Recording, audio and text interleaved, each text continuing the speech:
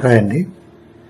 ఈరోజు మన ఫైనాన్షియల్ ప్లానింగ్లో భాగంగా మనం తీసుకున్న టాపిక్ ఏంటంటే గోల్ బేస్డ్ ప్లానింగ్.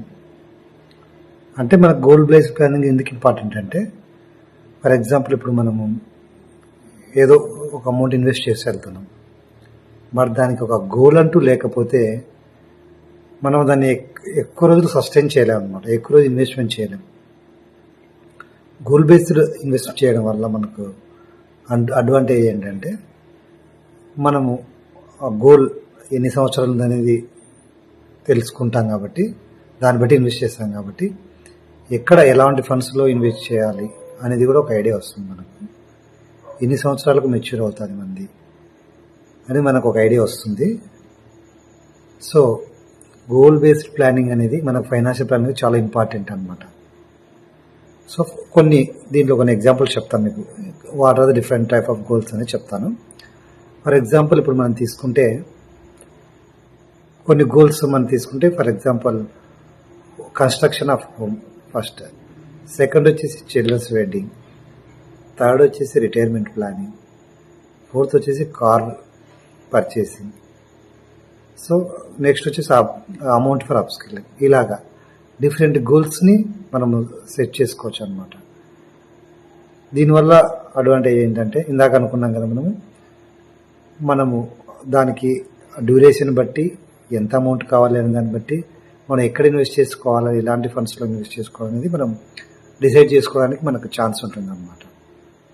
సో ఇప్పుడు ఇందాక చెప్పాను కదా, కొన్ని గోల్స్ చెప్పాను మీకు. ఈ గోల్స్లన్నింటిలో కూడా మనకు రిటైర్మెంట్ ప్లానింగ్ అనేది చాలా ఇంపార్టెంట్ అనమాట. ఎందుకంటే మనకి ఇప్పుడు కార్ కొనుక్కోవడానికైనా, హోమ్ కొనుక్కోవడానికైనా, చిల్డ్రన్ ఎడ్యుకేషన్ అయినా, చిల్డ్రన్ మ్యారేజ్ అయినా, ఏ వాటికైనా కూడా మనకు లోన్ అనేది పాసిబిలిటీ ఉంటుంది.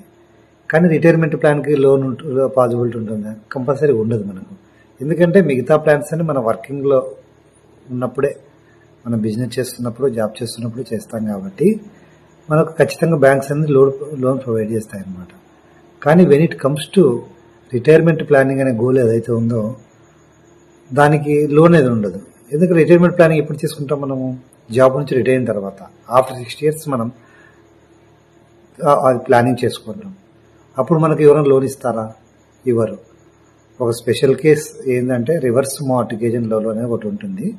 అంటే అది అప్పుడు మనకు సొంత ఇల్లు, మన దాని మీద లోన్స్ కానీ ఈఎంఐస్ ఏం లేకుండా మన పేరు మీద ఉంటే కనుక అప్పుడు రివర్స్ మార్టిగేజ్ అని చేసుకోవచ్చు.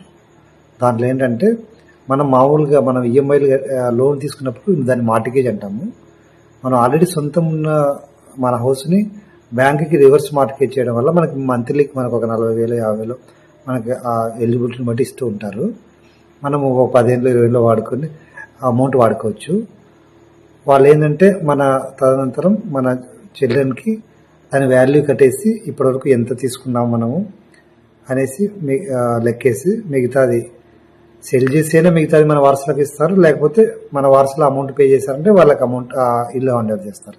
ఇలాగ ఒక రివర్స్ మార్టిగేజ్ అనే ఆప్షన్ ఉంటుంది మనకి హౌసింగ్ లోన్కి. ఇది తప్ప మనకు ఏ లోన్ అనేది రాదన్నమాట రిటైర్మెంట్ ప్లానింగ్లో.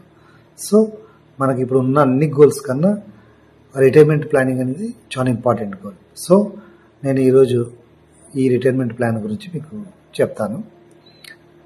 ఇప్పుడు రిటైర్మెంట్ ప్లానింగ్ అనేది మనకు ఎందుకు ఇంపార్టెంట్ గోల్ అంటే, మనకు ఫర్ ఎగ్జాంపుల్ ఇంతకుముందు పాతకాలంలో ఒక 20 years 30 years 40 years బ్యాక్ తీసుకుంటే అప్పుడున్న గవర్నమెంట్ జాబ్స్లో మనకు ఓల్డ్ పెన్షన్ స్కీమ్ అని ఉంటుంది. మీకు ఐడియా ఉంటుంది ఆల్రెడీ చాలామందికి. మీ పేరెంట్స్ కూడా చేసి ఉంటారు ఆ జాబు. గవర్నమెంట్ జాబ్ చేసే వాళ్ళకు ఇప్పుడు ఆల్రెడీ పెన్షన్ తీసుకుంటుంటారు. వాళ్ళ 60 అటైన్ అయిన తర్వాత వాళ్ళు రిటైర్ అయినప్పుడు మనకు పెన్షన్ అనేది వస్తుంది. ఆ పెన్షన్ వల్ల వాళ్ళకి అడ్వాంటేజ్ ఏంటి? ఇప్పుడు లాస్ట్ రిటైర్డ్ అయ్యే మంత్లో ఉన్న శాలరీలో సగం శాలరీ పెన్షన్ లాగిస్తారు. అది ఫిక్స్డ్గా ఉంటుందంటే ఉండదు. మళ్ళీ వాళ్ళకు పిఆర్సీ వచ్చినప్పుడు పెరుగుతుంది. ప్రతి ఇయర్లీ ఒక ఇంక్రిమెంట్ పడుతుంది. మళ్ళీ అక్కడ డిఏ పెరిగినప్పుడు వీళ్ళకి డిఆర్ అనేది కరువు భత్యం అంటారు తెలుగులో, మళ్ళీ డిఆర్ పెరుగుతుంటుంది. సో అలాగా ఫర్ ఎగ్జాంపుల్ ఒక 40,000-50,000తో స్టార్ట్ అయిన పెన్షన్ మన శాలరీ ఉన్న ఎంప్లాయీస్కి ఎలా పెరుగుతుంటే అలాగే పెరుగుతూ ఉంటుంది. సో వాళ్ళకి ఎటువంటి ప్రాబ్లం లేదు. కానీ ఇప్పుడు 2000 తర్వాత ఏం చేశారు స్టేట్ గవర్నమెంట్ కానీ సెంట్రల్ గవర్నమెంట్ కానీ, వాళ్ళకు పెన్షన్ అనేది చాలా భారం అవుతుందని చెప్పి దీన్ని ఓల్డ్ ఓపీఎస్ అంటే ఓల్డ్ పెన్షన్ స్కీమ్ తీసేసి డిఫరెంట్ న్యూ పెన్షన్ స్కీమ్స్ ప్రవేశపెట్టడం జరిగింది. ఫర్ ఎగ్జాంపుల్ ఈపీఎఫ్ అనుకోవచ్చు, ఎన్పిఎస్ అనుకోవచ్చు, ఇప్పుడు యూపీఎస్ అంటున్నారు, యూనిఫైడ్ పెన్షన్ స్కీమ్ అంటున్నారు. ఇలాగా ఆ ఓల్డ్ పెన్షన్ స్కీమ్ స్క్రాప్ చేసేసి న్యూ పెన్షన్ స్కీమ్లను మొదలుపెట్టారు. దీంట్లో ఏంటంటే మనకు వాళ్ళ కంట్రిబ్యూషన్ అనేది ఎంప్లాయీ వర్క్ చేసినప్పుడే ఇచ్చేస్తారనమాట. వాళ్ళు అంటే 12% ఆఫ్ బేసిక్ ప్లస్ డిఏ నుంచి అమౌంట్ కట్ చేసి ఎంప్లాయీ శాలరీ నుంచి వాళ్ళు సేమ్ అమౌంట్ను వాళ్ళు కూడా ఒక ఫండ్లో అంటే ఫర్ ఎగ్జాంపుల్ ఎన్పిఎస్ కావచ్చు, ఈపీఎఫ్ కావచ్చు జమ చేస్తూ మనకు ఈ రిటైర్మెంట్ ప్లానింగ్ అంతా ఒక కొద్ది ఫండ్ అయ్యేట్లాగా చూస్తారు. కానీ మనం ఏం చేస్తాం, ఇప్పుడు ఈపీఎఫ్ లాంటి ఫండ్లో ఉన్న అడ్వాంటేజ్ అనామా దాన్ని డిసడ్వాంటేజ్ అంటామా అది తెలియదు, కానీ విత్డ్రావల్ ఫెసిలిటీస్ ఉన్నాయి మనకు. Like emergency function works like child marriage కావచ్చు, ఇల్లు కట్టడం కావచ్చు, మెడికల్ ఎమర్జెన్సీ కావచ్చు, వాటికి మనం విత్డ్రా చేసేస్తాం. దానివల్ల ఏంటి, మనకు ఈపీఎఫ్లో మనకి ఎవరికి ఫుల్ అమౌంట్ ఉండదు, ఆల్మోస్ట్ అందరూ విత్డ్రా చేసేస్తారు. సో మనకు ఉన్న పెన్షన్ ఫండ్ని కూడా మనం డ్రా చేసేస్తాం. సో ఇలాగా మనం రిటైర్మెంట్ని నెగ్లెక్ట్ చేస్తాం అన్నమాట. రిటైర్మెంట్ ప్లానింగ్ నెగ్లెక్ట్ చేయడం వల్ల ఇబ్బందులు ఏంటంటే మనకు ఆల్రెడీ మనం ఒక 30-35 ఇయర్స్ ఒక మంచి లైఫ్ స్టైల్లో బతికి మంచి శాలరీ వచ్చినప్పుడు మంచిగా అన్ని విధాలుగా ఉండి ఒకసారి మనకు రిటైర్ అయిన తర్వాత పెన్షన్ లేకపోతే పిల్లల మీద ఆధారపడాల్సి వస్తుంది. సో అలాగ మనము ఇబ్బంది పడాల్సి వస్తుంది అనమాట.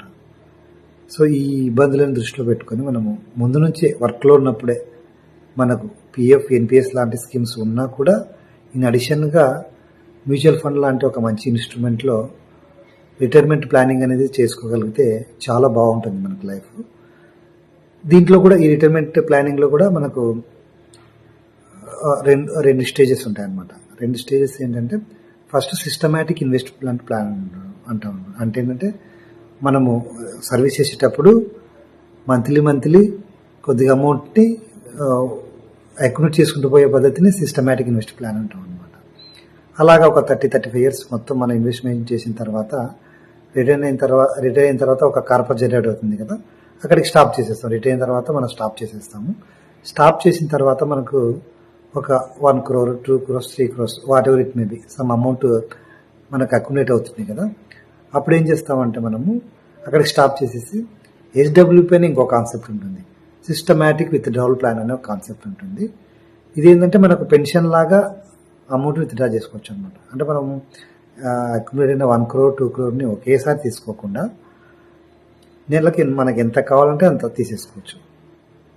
ఒక 40,000, 50,000 మరి ఎంత తీసుకుంటే మనకు మేలు అంటే ఒక 6% వరకు తీసుకుంటే మనకు ప్రాబ్లం ఉండదు. ఫర్ ఎగ్జాంపుల్ ఒక ఎంప్లాయీ ఒక 1 crore రూపాయలు జనరేట్ చేసిన అనుకుందాం, ఒక కార్పస్ 1 crore రూపాయలు కార్పస్ జనరేట్ చేసిన రిటైర్మెంట్కి అంతా మ్యూచువల్ ఫండ్స్లో రిటైర్డ్ అయిపోయాడు, అక్కడికి స్టాప్ అయింది. ఆ 1 crore రూపాయలకి ఏంటంటే మనకు మ్యూచువల్ ఫండ్స్లో యావరేజ్ ఒక ఇయర్లీ 12% ఇంట్రెస్ట్ వస్తుంది అనమాట. ఇంట్రెస్ట్ అనేది మన కాంపౌండింగ్ అంటాం. యాక్చువల్ ఇక్కడ ఇంట్రెస్ట్ అనేది ఫిక్స్డ్గా వస్తుంది కదా మనకి ఎఫ్డి, ఆర్డీ లాంటి దాంట్లో. ఇక్కడ అనేది మనకు వెల్త్ జనరేట్ అవుతుంది ఒక 12% అప్రాక్సిమేట్గా, కొంచెం ఎక్కువ తక్కువ కూడా ఉండొచ్చు. సో 12% అంటే కోట్లు 12% ఎంత, 12 lakhs. ఇయర్లీ 12 lakhs అంటే మంత్లీ ఎంత, 1 lakh. సో మనకేంటంటే మంత్లీ 1 lakh జనరేట్ మనం విత్డ్రా చేసుకున్నా కూడా అమౌంట్ అనేది మన అసలు అలాగే ఉంటుంది. కానీ మనం సేఫ్ సైడ్ ఏంటంటే మనం ప్రతి సంవత్సరం ఖచ్చితంగా 12% రాదు కాబట్టి సేఫ్ సైడ్గా 12కి వెళ్ళకుండా 12లో సగం ఏంటంటే 6% డ్రా చేసుకుంటాం అనమాట. అంటే ఫర్ ఎగ్జాంపుల్ మన దగ్గర ఒక 1 crore కార్పస్ ఉంటే ఒక 50,000 డ్రా చేసుకుంటాం మనం. 50,000 డ్రా చేసుకోవడం వల్ల ఏంటంటే మన కార్పస్ని ఎప్పటికీ జీరో కాదనమాట. అలాగా పెరుగుతూ పోయి మన రిటైర్మెంట్ తర్వాత 20 years, 30 years తర్వాత కూడా మన వారసులకు కూడా హ్యాండ్ ఓవర్ చేసే అంత అమౌంట్ జనరేట్ అవుతుంది అనమాట మనకు.